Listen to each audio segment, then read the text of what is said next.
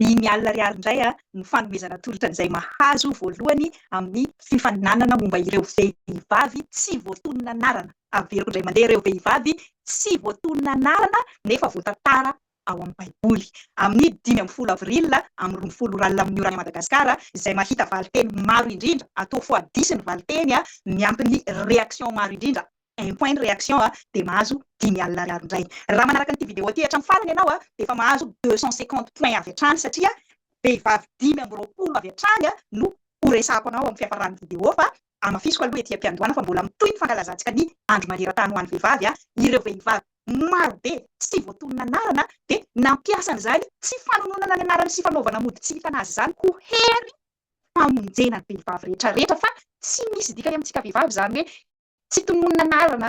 atao tsinotsinona atao mody tsy hita tsy atao ordination tsy omena position officielle zany fa vao maika aza tsika ampiasaina be mihitsy io fanaovana tsinotsinona sy anaovana sary tsy hitantsika io mba hamonjentsika ny ray tanàna amintsika ny vehivavy mitovy amintsika ka ny tantara anankiray izay voalaza ao amin'ny baiboly ao amin'ny mpitsara toko 9 ny 7 ka hatramin'ny 5 nanao an'ity perruque na volo tsy tena izy ity moa zany za androany sady fanehoako an'izany hoe rehefa tsy fantatra n'olona anao rehefa ataon'olona sary tsy fantatra anao tsy omeny position officielle anao dia afaka manao izay tianao atao fa aza ampiasaina amin'ny ratro fa vao maika aza ampiasao amin'ny tsara za manokana zao rehefa sendra manao an'irety perruque irety dia hitako hoe manevanevana zany le izy tsy hoe tsy tiako le voloko tsy hoe tsy tiako le za naturel fa hitako hoe tsara koa mba manao ohatran'izao indraindray dia azoko ampiasaina hitoriana ny filazantsara aza izany azoko anekena ny antson'Andriamanitra ho famonjena an'ireo vehivavy mitovy amiko izay tsy navelan'ny teny izay ho tena ny personnalité sy ny fanomezam-pahasoavana rehetra omen'Andriamanitra anazy satria mibody toerana ny lehilahy sasatsasany ka matahotra izy hoe raha tson'Andriamanitra koa ny vehivavy dia lasa adinon'Andriamanitra angamba izahay nefa ny fahasoavan'Andriamanitra fahasoavana manana fahasoavana tsy mampihena ny fahasoavana omen'Andriamanitra anao ny fahasoavana omen'Andriamanitra ny hafa ka esory amintsika izay toe-tsaina ory hava-manana sy matahotra hoe raha manana koa ranona dia lasa ny Andriamanitra rehefa manome zavatra olona tsy hoe ilay an'olona anankiray ary alainy dia omeny olona hafa fa manome ny olona rehetrarehetra arak'izay sahaza azy izy dia Andriamanitra zany dia miantso ny lehilahy sy ny vehivavy andray anjara amin'ny asa fitoriany na voatonona anarana anao na tsy voatonona anarana. Anankiray mivola tsy misy henoko ny toro mihitsy no zaraiko aminareo androany miaraka amin'ny asa tanany zanako ity moa zany natao tany ampianarana izy mba tiako zaraina miaraka amin'ity vidéo ity androany hoe don't give up n'abandonnez pas aza mbola milavo lefona indray mandeha mantavary ny vehivavy tsy mandeha fitsotro be raha nolazaina hoe tsy mahazo mianatra teolojia ny vehivavy tamin'ny 7,790 dia navela nianatra teolojia ihany rehefa niverina nangataka indray tamin'ny 4,790 raha tsy navela natao ordination ny vehivavy tamin'ny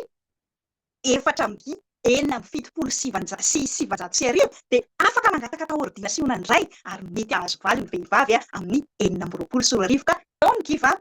aza miraviravy tanana aza kiva ezao mafy ny fiantsonao fa aza tao malemy aza tao amin'ny andron'ny valo marsa ihany aza tao mandritra ny volana marsa ihany fa ataovy mandra-pahazahoanao valiny fa natsoan'Andriamanitra isika vehivavy no fidin'Andriamanitra hitory ny filazantsara hamonjy izao tontolo izao isika vehivavy na voatonona anarana ianao na tsy voatonona anarana ny asa ataonao no hitan'Andriamanitra fa tsy ny fahafantarany olona ny anaranao na ny positionnao amin'ny izay structure ny filon'olombelona. Ity vehivavy anankiray ao amin'ny mpitsara toko 9 ny 7 ka hatramin'ny 5 no ho velabela tery aminao dia sorata ao amin'ny commentaire amin'izay zany amin'ny indray mitoraka aty ilay toko sy andininy zany izay misy tantarana vehivavy tsy voatonona anarana no andraisana anjara miaraka amin'ilay zavatra nataon'ilay vehivavy fa tsy raha ohatra hoe vehivavy tsy voatonona anarana fotsiny izay tsika dia sarotra ny mitady anazy dia ilay toko sy andininy ao amin'ny baiboly zany no ataontsika référence miaraka amin'ilay zavatra nataon'ilay vehivavy. Mpitsara toko 9 andininy 7 ka hatramin'ny 5 fa tiako amin'ny anaran'i Jesosy. Fa nisy vehivavy iray nanjera vato fikosoam-bary tamin'ny lohan'i Abimeleka. Ho azavaiko anareo iza Abimeleka rehefa avy eo. Vehivavy anankiray no nanjera vato fikosoam-bary tamin'ny lohan'i Abimeleka ka nahavaky ny karandoany. Rehefa vaky ny karandoan'i Abimeleka notolo ity vehivavy anankiray ity vato fikosoam-bary dia natsony Abimeleka aingana ny zatovo tondra ny fiadiany ka hoy izy taminy tsoay ny sabatrao ka voloy aho mba tsy hanaovan'ny olona hoe vehivavy no nahafaty azy. Tena mely azy miboroaka ilay zatovo ka maty izy. Rehefa hitan'ny lehilahin'i Israely fa maty Abimeleka dia samy lasa nandeha ho any amin'ny fonenany avy izy. Ry Ray Masina manamasinana amin'ny fahamarinana fa ny teninao ny fahamarinana. Ry Jesosy zokinay eo, ianao izay efa nandresy ny fahafatesana sy niakatra tany an-danitra, nitsangana tamin'ny maty ka nandefa ny fanahinao masina, no angatahako ampiteny ahy mba izay voalaza ny fanahinao masina ihany anie no raisinay amin'izao teninao ho fampahirizana anay vehivavy izao. Amen. Tsy saratria fanamarinana ny violence na ny ady na ny famonoana olona izay matetika fanoritana diso sy fanaovana fahazahoana ny tenin'Andriamanitra momba ny resaka famonoana sy violence no tena songadina amin'izao tenin'Andriamanitra izao, indrindra amin'izao fotoana mampafana ny ady ka eritreretan'ny sasany fa sitrapon'Andriamanitra ny miady sy mamono olona izao. Mariko tsara tia mpiandohana. Tsy mampianatra ny vehivavy hanjera vato fikosoam-bary amin'ny lohana lehilahy izay te hamono azy ny tenin'Andriamanitra eto fa eno tsara fazavaiko anao. Ity Abimeleka ty ny bokin'ny mpitsara moa ao amin'ny testamenta taloha dia tamin'ny andron'ny mpitsara. Zany hoe rehefa nivoaka avy tany Ezipta ny zanak'Israely ka nitaritiny Mosesy sy Josoa dia mbola tsy nisy mpanjaka izy raha tsy tamin'ny andron'ny Davida, dia teo anelanelan'ny Josoa sy Davida zany dia mpitsara no niantsona an'ireo mpitarika ny zanak'Israely. Ka ity Abimeleka ty dia zanaky Gideona mpitsara. Be dia be ny mpitsara tantarain'ity bokin'ny mpitsara ty ary misy vehivavy mpitsara Debora irery ihany no voatonona anarana fa tena nanao ny asan'ny mpitsara. Ary ny asan'ny mpitsara moa dia i Debora sy i Samuela ihany no tena hoe mpaminany nanao le asa fitsarana, fa ny mpitsara rehetrarehetra tahaka ny Debora dia asany taritafika ny ady no tena nataon'ireto mpitsara reto. Ka i Gideona zany izay mpitsara teo amin'ny Israely no niteraka ny Abimeleka. Gideona nanana vady 70 sy zanaka be dia be, dia iray amin'ireo zanak' Gideona tamin'ny vady tsinondranony izay tsy Israely ireo zany ity Abimeleka ty. Ka i Abimeleka izay zanaky ny mpitsara zany no efa nikolokoloina tamin'ity mpitsara toko fahasivy ty hoe ho mpanjaka amin'izay izy ho mpanjakan'ny Israely. Tsy Israely amin'io reny fa raha jerentsika manomboka amin'ny toko fahasivy andininy voalohany dia nandeha tany amin'ny tanin'ny Sekema i Abimeleka, ilay zanaka vavin'ny Gideona zany, dia ho mpanjakan'ny Israely dia nanao mikimaky politika kan'izay hitantsika ankehitriny izy nanatona an'ireo havany renin'ireo izy nanatona an'ireo havany rain'ireo izy hoe omen'ireo vola za fa ho vidiko ny lohandoany eto amin'ny Israely mba hametraka anakay eo amin'ny sezan'ny mpanjaka ho mpanjaka voalohany amin'ny Israely. Nefa dia tena lehilahy ratsy, fitondran-tena sy fidian'Andriamanitra amin'izany mahampanjaka azy zany Abimeleka. Ka nampiasa ny zavatra efa ampiasain'ny mpanao politika maro ankehitriny ihany izy nandresy lahatra an'ireo mpanambola tamin'ity fotoana ity izy dia nahazo volamena sy volafotsy tamin'ireo mpanambola ireo dia novidiny amin'izay zany ireo olona nanao propaganda ny hahampanjaka anazy. Ka rehefa voavidiny vola ny lohandohany sy ny mpanambola dia nanomboka nitarika ny zanak'Israely amin'izay izy nandeha miady nandravana ireo firenena manodidina azy. Tapetraka tsara ny strategiany fa izao vehivavy iray no namono azy. Nandrava n'ity tanàna anankiray fahavalon'ny Israely ity i Abimeleka sy ny vahoakan'ny Israely izay nanaraka azy ka tonga tamin'ity tanàna anankiray ity izy efa ravany ny tambony fean'ity tanàna ity dia efa handeha handrava ny tanàna zany sisa no ataon'ny Abimeleka sy ny zanak'Israely ny tarihany teto. Dia azo koa ity fanjakana anankiray ity fa vehivavy iray no nanafana an'izany asa tsy naniran'Andriamanitra ny Abimeleka izany. Ka marikoriko aza ny tantara satria tsy tia mifantatra n'izaniza hoe vehivavy anankiray no namono azy satria efa avy nandravarava tanàna maro i Abimeleka sy ireo olona efa nividiny vola te hanandratra anazy ho mpanjaka reo no efa tonga amin'ny efa mipovoara manana hery tsara mihitsy zany Abimeleka eto no handeha handrava n'ity tanàna anankiray ity no matina vehivavy anankiray. Ity vehivavy anankiray ity tsy voatonona anarana satria be dia be ny vehivavy tsy tononona anarana atao tsinotsinona ao amin'ny Baiboly sy teo amin'ny tantaran'izao tontolo izao. Ka nampiasady zany tsy fahaizana anazy zany ary tsy fantatra mandrika ankehitriny izy ary tsisy nitoro satria tsy fantatra tsy nirarahina mba hamonjy ny tanànany. Tsy mipetrapotsiny ity vehivavy ity tsy hoe anjaranareo mpanao politika nahazo seza reo zany zao no miaro ny Madagasikara fa za rehefa tsy nomenareo seza dia hipetrapetraka satria za tsy rarahinareo satria vehivavy tsy avy be lelohany Abimeleka pitaka mihitsy ny fomba fiadivana tamin'ity androny tsara ty ravana aloha ny manda rehefa hiditra amin'ny tanàna anankiray. Rehefa rava ny manda dia ny tilikambo sisa no toerana fialofan'io tanàna io satria efa rava zany ny tambohatra tamin'ny zanak'Israely nandrava ny tany tanàna, rava ny manda ny Jeriko dia mora kely ny nazahoany ny tanàna Jeriko. Fa eto efa rava ny manda n'ity tanàna ity fa ny tilikambo sisa no mijoro fialovana ny tanàna dia zakazaka tany amin'ity tilikambo ity vehivavy anankiray ity satria fantany hoe andray no point miara-mizaka mpitarika teto tsy naharo ny manda dia any amin'ny deuxième point stratégique any amin'ny tilikambo azy zany no alefaka io manjaka nanafika sy nandravany mandany tanànanay io. Stratégique zany ty vehivavy ty mazava hoazy tsy manana hery andeha loatra miaramila lehilahy matanjaka amin'ny tapiadina izy fa vato fikosoam-bary ny vehivavy no mpitoto vary tamin'izany fotoana izany. Fitaovana teo ampelantanana no nampiasany nikapohany ny lohan'ity lehilahy zay tena nitsangana ho mpanjaka ny zanak'Israely voalohany ty ka nahafaty azy ary miditra io lehilahy io te ho maty en miaramila en honneur izy de ozy izy tamiaramila zay nahinika ny vehivavy io namono azy hoe tato iatsy aho mba ho maty lehilahy maramila tsy misy tantanam-behivavy zany no tantara ho apetrako amin'ny taranako. Fa ny mahagaga de zao voasoratra ato amin'ny baiboly ny marina na de nafenina aza ny marina hoe maty ny tanan-behivavy anankiray ity lehilahy nitaritaka ty tsara tia nandra-tena ho mpanjaka tao amin'ny Israely ty de voasoratra ato amin'ny baiboly ny marina. Ny baiboly moa ny finotsika kristianina de tsy hoe misy anjely nanao dikte avy any an-danitra nahita ny zavatra rehetrarehetra no voasoratra ato fa olona no itindry mandry ny fanan'Andriamanitra no nanoratra zavatra tsy hitany. De ny mpikaroka arkeolôjika ty afara am'izay avy eo no manam-porofo an'ilay zavatra voasoratra tamin'ny fomba tsy takatry ny siansy ato anatin'ny baiboly. Ny mpampianatra testamenta talohanay am'izao semestra ianarako zao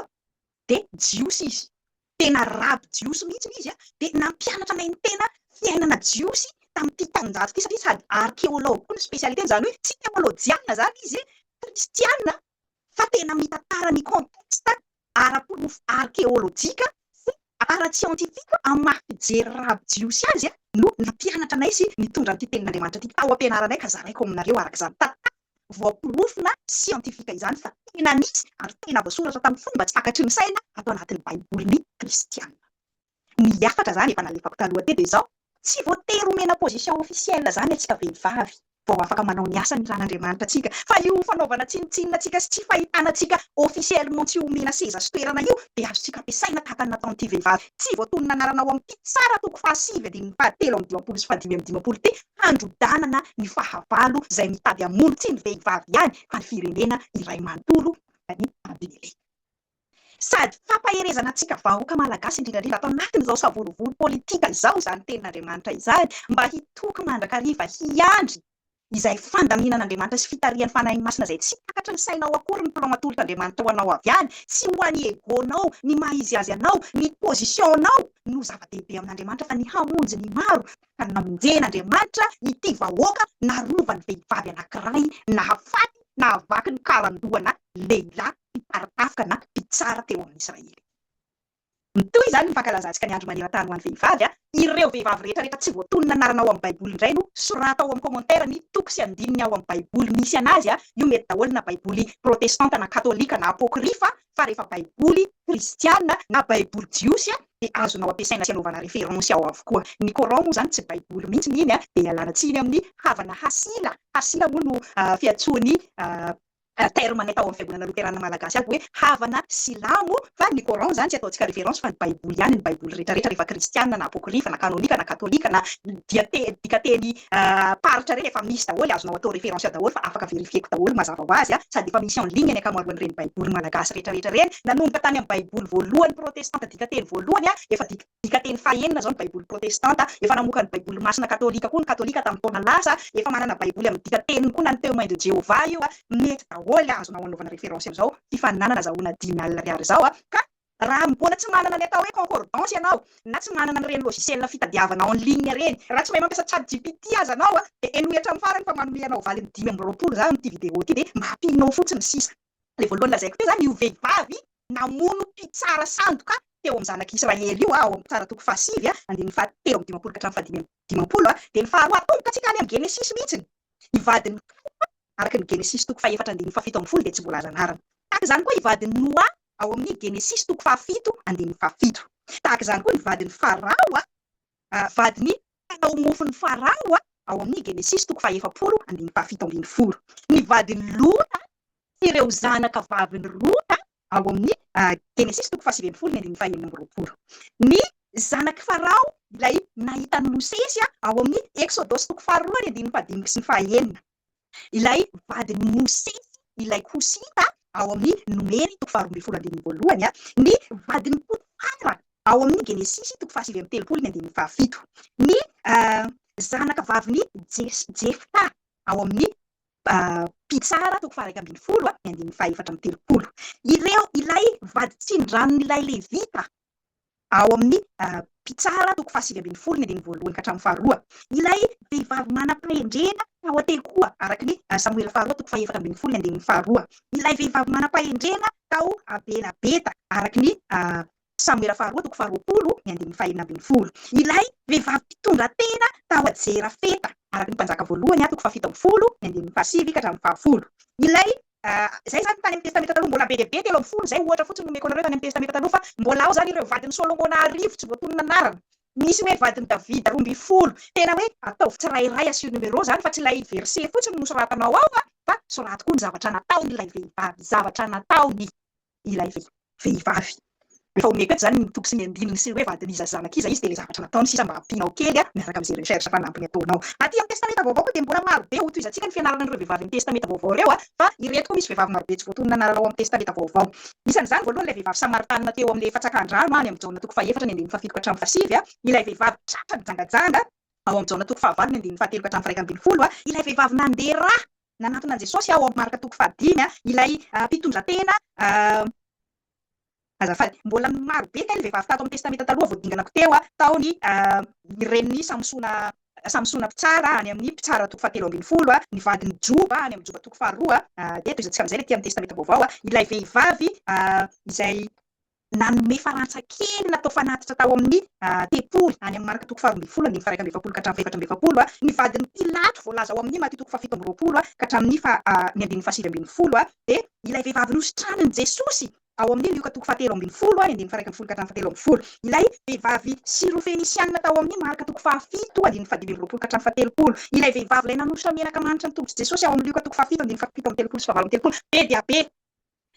santionan'ireo omeko anao izay tsy afaka manao an'ireo recherche reo mba samy mitovy anjara afaka mandray anjara daholo isika na izay mijery ny vidéo na izay manana logiciel samy hafa sy fahalalana teolojika samy hafa fa ny itovizana zany eto de ny izay mahazo valiny maro indrindra ny valiteny fa 10 points raha tafaverinao zany ireo 10 amby roapolo ny tany isaiko hoe de fa 250 points sady zay ny azonao amin'ny fijerena zao vidéo zao ampinao ny réaction zay kontina 1 point ho an'izay olona rehetrarehetra manao réaction amin'ny commentaire nao de apio izay rehetra fantatrao rehetrarehetra momba ny vehivavy tsy voatonona anarana zay voatonona anarana zany tsy anatin'ny fifaninanana fa ireo tsy voatonona anarana ihany misy eninjato mahery reo ao no tsy voatonona anarana tena hoe vehivavy tsy notononona anarana mihitsiny raha ohatra ka eo amin'ny roanjato eo ny voatonona anarana amin'ireo vehivavy rehetrarehetra ao amin'ny baiboly mbola misy dimanjato mahery zany azonao tadiavinao sady mampianatra anao hoe be dia be ny tantarana vehivavy nandray anjara tamin'ny asa mpamonjena izao tontolo izao no azahoanao 10,000 ariary solon'ny connexion nao fampirisinanao andray anjara fampirisinanao izara amin'ny namanao de izao raha azo atao azoko hiafiana ihany moa zany fa raha azo atao tsara neny manao modifie an'ireny commentaire reny mba tsy hoe ataonareo commentaire be dia be sarotra tadiavina le izy rehefa tonga ny fotoana hitsarana an'ilay mahazo an'ilay fanomezana fa azonao atao modifie fotsiny zay commentaire anankiray ataonao azo verifiena tsara ao amin'ny Facebook hoe ny misoratra hitany rehetrarehetra eo le fotoana voalohan'ny publievanao anazy fa azo verifiena tsara zany rehefa manao an'ireny fanamariana reny za hoe ny modifie talohan'ny fotoana ve sa tafaran'ny fotoana ity commentaire zay nataony ity afaka hoe vehivavy anankiray fotsiny aloha nisoratanao androany de ataonao modifie indray le commentaire anao raha piso de modifienao mandritra ny 30 andro mandrapatonga ny fahadimy ambin'ny folo ny volana avril de afaka mandray anjara anao hatramin'ny folo ralina amin'ny orana Madagasikara. Raha sarotra be aminao le manao modifie tsy maninona ataovy commentaire samy hafa mitohy ihany fa manampy ana bebe kokoa mora hitanana izay mahazo valiny maro indrindra sady marina amin'ny fotoana farany zany ilay ataonao commentaire anankiray foana le izy fa modifie foana de amin'ny 12 ralina amin'ny orana Madagasikara amin'ny 10 avril no iverifieko hoe iza no nanao modification tafiditra tao anatin'ilay ora fa izay manome valiny aorianan'ilay ora hifaninanana moa zany de na de mahita valiny maro indrindra sy mahazo point maro indrindra aza de amin'ny fifaninanana manaraka indray no mandray anjara fa alatsika tsara zany ny fandaminana ny amin'ny fomba fanaovanao fandraisana anjara perikopa zany hoe le verse ilay zavatra nataon'ilay vehivavy tsy voatonona anarana de asaivo manao réaction namanao de izay indray no fampahirezana sady fifaninanana izay atolotra antsika amin'izao alahady 15 ny volana marsa 2024 zao ahiny Jesosy aby tsika tompoko